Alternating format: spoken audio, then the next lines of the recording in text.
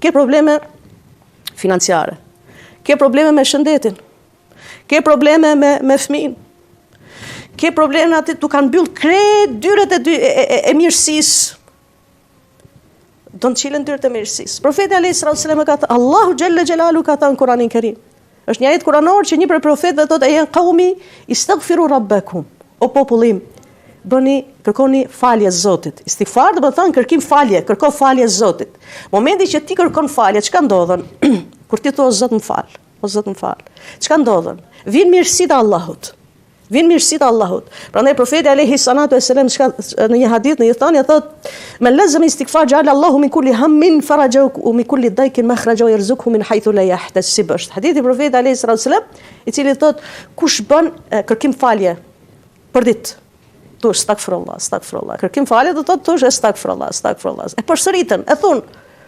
Thotë Zoti çka do t'i japin? Çdo problem që ti ke, çdo hall që ti ke, çdo siklet që ti ke, Zoti ka me ta zgjidh.